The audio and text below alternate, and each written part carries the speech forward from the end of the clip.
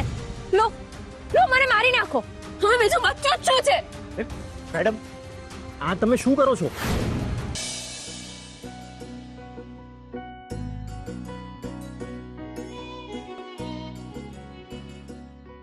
અરે વાહ, આખી પ્લેટ ખાલી કરી નાખીને ગઈ. ડોક્ટર સાહેબના ડરના લીધે.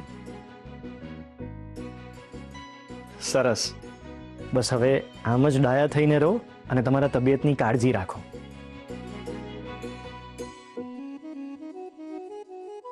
તમે આરામ કરો. ઓકે?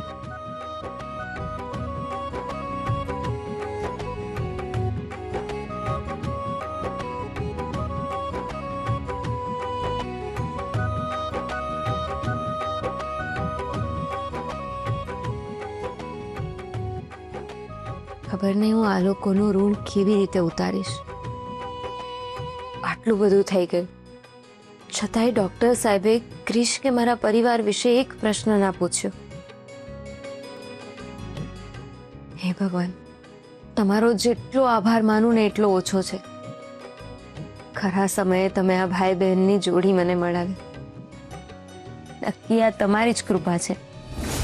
પહેલા તો મને ફક્ત શંકા હતી કે તમે ક્રિશને મારા વિરુદ્ધ ભડકાવો છો, પણ આજે તો મેં મારી નજરે જોઈ પણ લીધું અને સાંભળી પણ લીધું.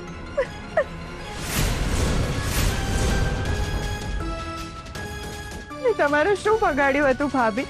હા, હું આજ સુધી જે કંઈ પણ કરતી આવી છું એ આપણા પરિવારની, ક્રિશની ભલાઈ માટે કરતી આવી છું.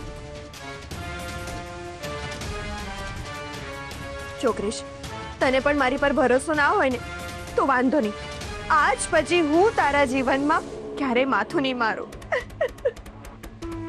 કિયારા પ્લીઝ તું રડીશ નહીં. તે જે કંઈ પણ કહ્યું હશે સમજી વિચારીને જ કહ્યું હશે.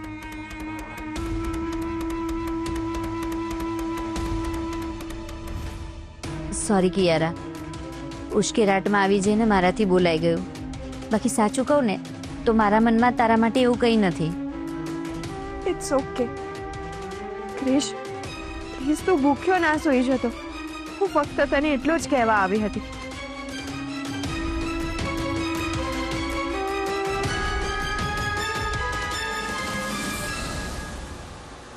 ક્રિશ, તારા લીધે મેં કિયારાને સોરી કહ્યું છે. બાકી કિયારા કેવી છે ને એ મને બધી ખબર જ છે. હું બધું સમજુ છું ભાભી, પણ આપણા ઘરમાં ઓલરેડી બહુ પ્રોબ્લેમ્સ ચાલી રહ્યા છે ને હું એમાં વધારો નથી કરવા માંગતો. એટલે મેં તમને જાણી જોઈને કિયારાને સોરી કહેવાનું કહ્યું. નહીં તો એ જઈને મમ્મીને બધી વાત કરશે.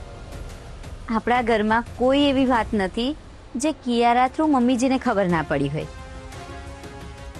રાધા પ્રેગ્નન્ટ છે ને એ વાત પણ મમ્મીજીને ખબર છે.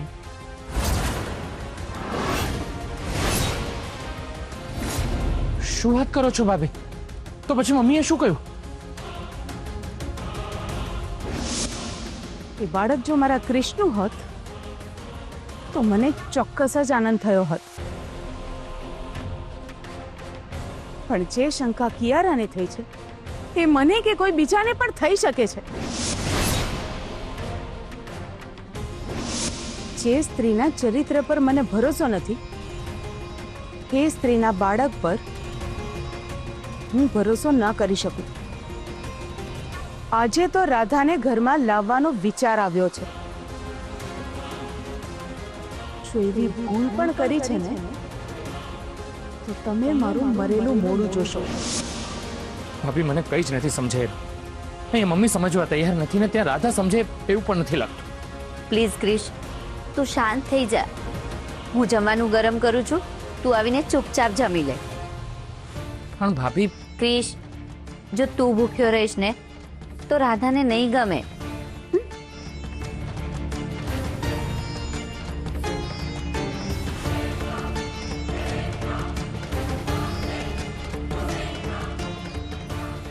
જો મારી આવી હાલત છે તો મારી ખાલી ડબ્બીની હાલત કેવી હશે?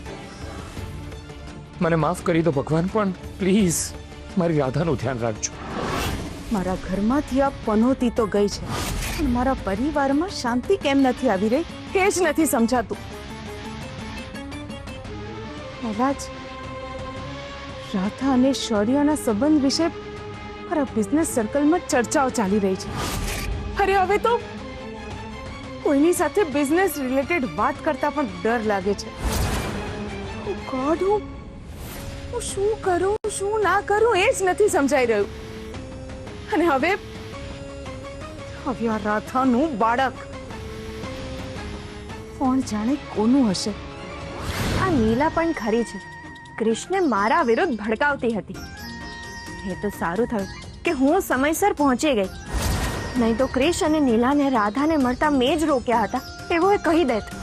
નીલા તો ગમે એટલા પ્રયત્નો કરી લે, પણ ક્રિશના મનમાં મારા પ્રત્યે જે રિસ્પેક્ટ છે ને એ તો તું ક્યારેય ઓછી નહીં કરી શકે. કારણ કે મેં ક્રિશનો વિશ્વાસ જીત્યો છે. મેં રાધા અને શૌર્યના આળા સંબંધોને લઈને જે ઝેર ક્રિશના મગજમાં રેડ્યું છે ને એની બહુ ઊંડી અસર થઈ છે.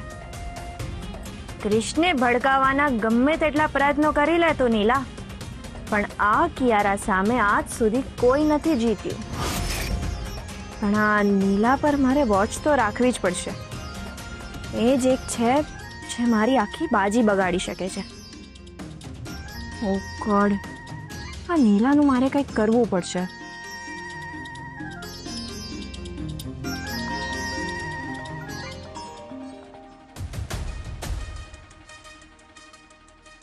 હા બોલો. શું થયું બેટા? તારા અવાજમાં કેમ ટેન્શન છલકાય છે? શું કહું તમને, આ ઘરમાં રોજ નવું નાટક હોય છે.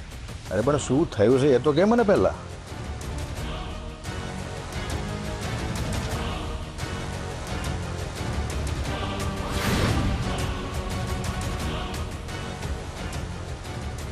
અચ્છા, ઓકે, એમ વાત છે એમ ને? તો પછી એક કામ કર ને બેટા, તું પણ ઘરમાં નાટકો ચાલુ કરી દે. અરે તને તો ઇનફેક્ટ મજા આવી જોઈએ.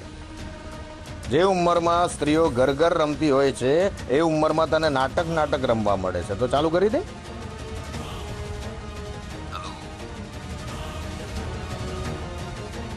જો બેટા, મને ખબર છે કે અત્યારે તને મારી વાતો મજાકિયા લાગતી હશે, તું મારી વાતોથી ઇરિટેટ પણ થતી હોઈશ, પણ હકીકત એ પણ છે કે જો તે મારી વાતનો અમલ ના કર્યો તો એનો પસ્તાવો તને જ થશે.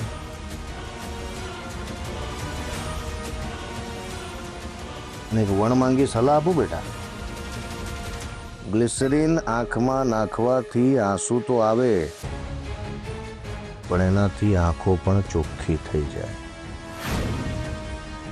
સમજી? ઇન શોર્ટ, નાટક કરવામાં વાંધો છે નહીં. હા, ચલ મળીએ પછી.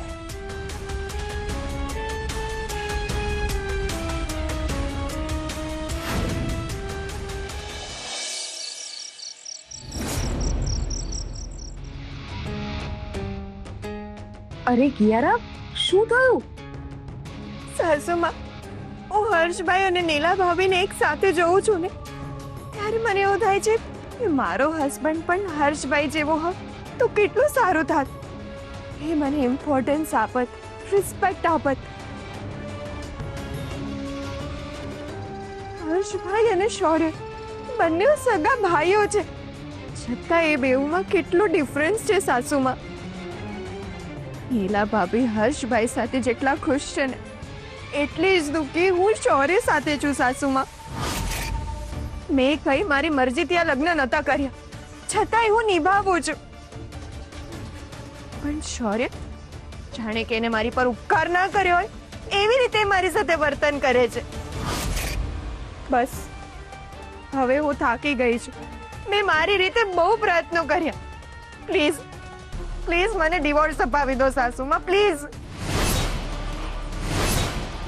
કિયારા, ખબરદાર ખબરદાર, જો બીજી વાર આ શબ્દ મોઢામાંથી કાઢ્યો છે તો હું છું ને, હું બધું સાચવી લઈશ. ને મને ખાતરી છે કે શૌર્ય મારી વાત સમજશે. વટ સાવિત્રીની પૂજા વખતે શૌર્ય સામે ચાલીને મને ઘરમાં લઈને આવ્યું.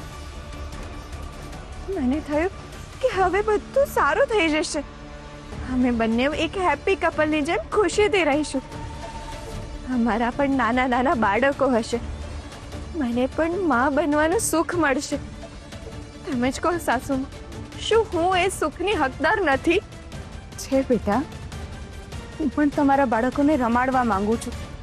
કોઈ મને પણ દાદી દાદી કરીને બોલાવે એવું હું પણ ઈચ્છું છું બેટા. શું આપણી આ ઈચ્છાઓ ફક્ત સપનું બનીને રહી જશે સાસુમાં? મને તો લાગે છે કે પેલો શૌર્ય હજી પણ રાધાની પાછળ પડ્યો છે. ખબર નહીં એનામાં એવું તો શું જોઈ ગયો છે. સાસુમાં, શું હું સુંદર નથી, સમજદાર નથી, હોશિયાર નથી સાસુમાં? તમે જ કહો, અમારા બંનેમાંથી તમને કોણ વધારે ગમે છે? ઓફકોર્સ યુ બેટા, ઓફકોર્સ યુ. તું બ્યુટીફુલ છે, ઇન્ટેલિજન્ટ છે, નાણાવટી પરિવારને શોભે એ બધા જ ગુણ છે તારામાં. અને એટલે જ તો મેં તને મારા ક્રિશ માટે પસંદ કરી હતી ને. તો હવે મને ક્રિશ સાથે પરણાવો ને. તમારી પસંદ નાપસંદની આ ઘરમાં પડી જ કોને છે? દરેક જણા પોતાની જ મનમાની કરે છે. મારે એવું કેવું તો ના જોયું, પણ એક જ છોકરીના કારણે તમારા બંને દીકરાઓની અને મારી જિંદગી બરબાદ થઈ ગઈ છે. બહાર કોઈને મોઢું દેખાડવાના લાયક નથી રહ્યા આપણે. કિયારા, તે તારી રીતે પ્રયત્ન કરી લીધા ને. હવે થોડો સમય મને પણ આપ. ઠીક છે સાસુમાં, મને તો નીલા ભાભી પર શંકા થાય છે કે ક્યાં કે રાધાના કોન્ટેક્ટમાં તો નથી ને? ના, એટલે હું છેલ્લા 2-3 દિવસથી ઓબ્ઝર્વ કરું છું. એ કોઈ ને કોઈ બહાનું કરીને ઘરની બહાર નીકળી જાય છે.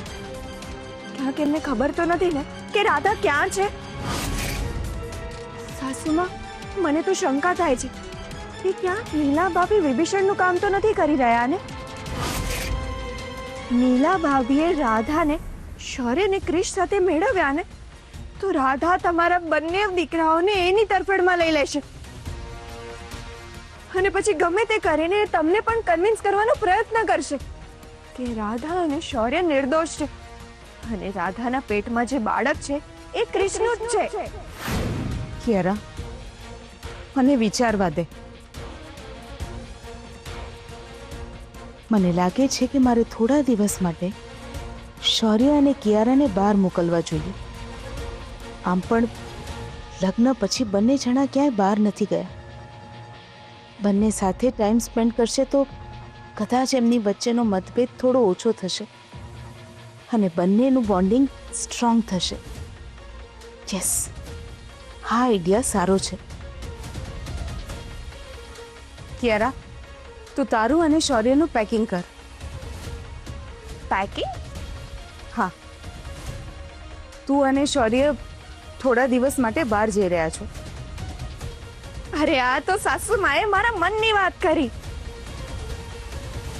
રિયલી સાસુમા? પણ શૌર્ય માનશે ખરો? હમણાં શૌર્યને એના બિઝનેસ માટે પૈસાની જરૂર છે, એટલે મને નથી લાગતું કે એ મારી વાત ના માને. એને હું મનાવી લઈશ. યારા, તું એની ચિંતા ના કરીશ, એને હું મનાવી લઈશ. શૌર્યને તો તમે મનાવી લેજો અને હું ક્રિશને મનાવીશ.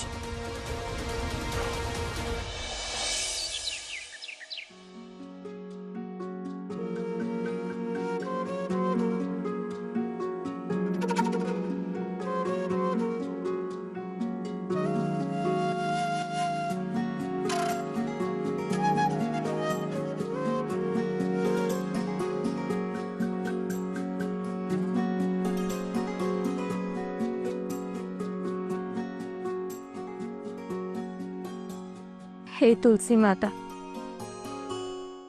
મેં મારા મિસ્ત્રીને મારા જીવથી પણ વધારે પ્રેમ કર્યો અને એનું ફળ મને આવું મળ્યું.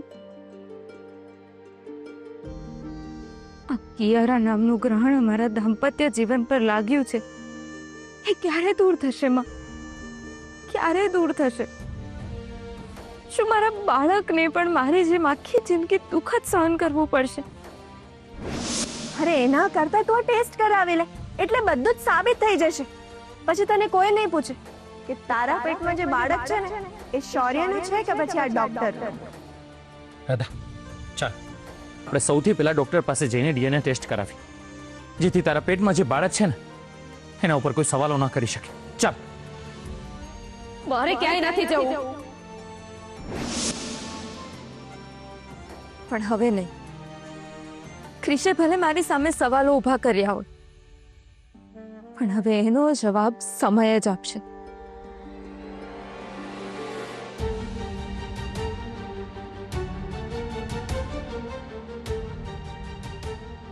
તમે રાધાબેન છો?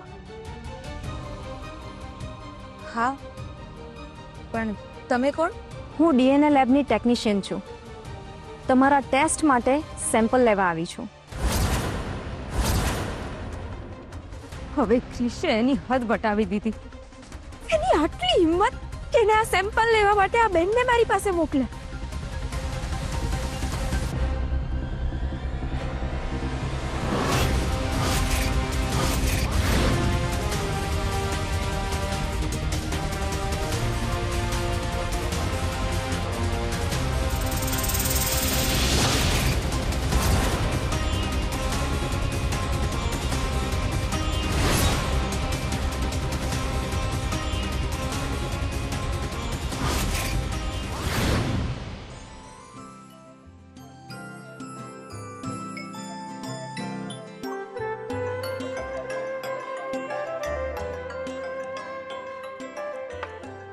થેન્ક યુ ભાભી. ભાભી, ક્રિશભાઈ રાતના કંઈ ખાધું હતું કે નહીં? બહુ કાલાવાલા કર્યા ને પછી એક રોટલી અને થોડું શાક ખાધું. ઠીક છે. લીલા ભાભી, મને પ્લીઝ રાધા ભાભીનું એડ્રેસ આપો ને, મારે એમને મળવું છે. એકચ્યુઅલી સાચું કહું ને તો જ્યાં સુધી હું એમને નજરે નહીં જોઈ લઉં ને ત્યાં સુધી મારા મનને શાંતિ નહીં થાય ભાભી. પ્લીઝ. શૌર્ય, તું અત્યારે રહેવા દે. તને ખબર છે ને મમ્મીજીએ શું કહ્યું એ? હા ભાભી, મને ખબર છે, બટ ટ્રસ્ટ મી, હું મમ્મીને ખબર નહીં પડવા દઉં.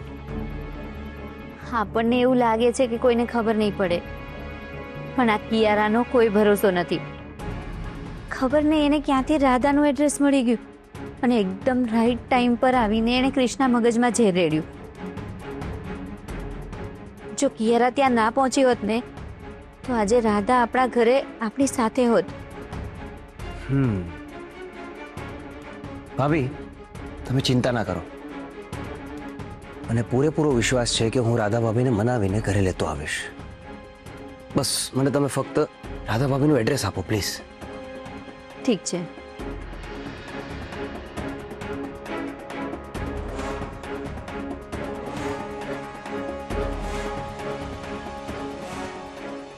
લો ને, લો લો, મને મારી નાખો. હવે બીજું બચ્ચું જ શું છે? મેડમ, આ તમે શું કરો છો? આ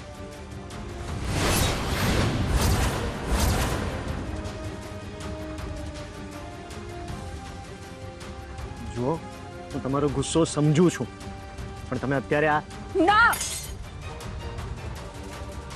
તમે શું આ દુનિયાનો કોઈ વ્યક્તિ, કોઈ પુરુષ આ પીડા નહીં સમજી શકે. અરે એક સ્ત્રીની સામે અસંખ્ય સવાલોની દિવાલ બનાવી દેવામાં આવી છે. એના બાળકના જન્મ પહેલા જ એના અસ્તિત્વ પર સવાલો ઊભા કરી દીધા. પતિએ એની પત્નીનો સાથ શું છોડ્યો? સ્ત્રીએ ભરેલું કોઈ પણ પગલું આ સમાજને ખટકવા લાગ્યું. કોઈ માં પોતાના બાળકોને લઈને જ્યારે સમાજમાં કોઈ પ્રસંગમાં જાય છે ને ત્યારે લોકો એ નથી જોતા કે એ માં પોતાના બાળકો સાથે એકલી સમાજના બધા રિવાજો નિભાવે છે અને એ પણ એના પતિની વગર. એની સાથે એનું પતિ કેમ નથી, એના બાળકોનો બાપ કેમ નથી? બસ એ જ સવાલ બધાના મોઢે હોય છે. પણ બસ હું કાયર નથી બેટા. જેવી રીતે મેં જિંદગી સામે સંઘર્ષો કર્યા છે ને એવી રીતે તારા આવતા પહેલા હું તને પણ આ બધા સંઘર્ષો માટે તૈયાર કરી દઈશ. પડકારો સામે હારીને ડરી જાય એવી નથી તારી માં. હવે જેને જે સમજવું હોય એ સમજે. હું અને મારો ભગવાન જાણીએ છીએ કે મારા પેટમાં આ બાળક છે એ મારા મિસ્ટ્રીનું જ છે.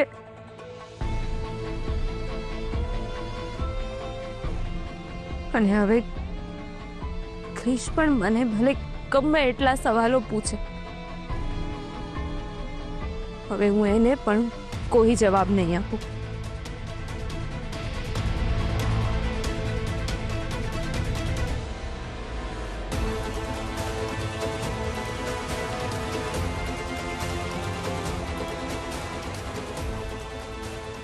બસ આ જ ક્ષણની હું રાહ જોતો હતો કે તમારી સાથે હું ન પણ હોઉં તો પણ તમે તમારું અને તમારા બાળકનું રક્ષણ જાતે કરો.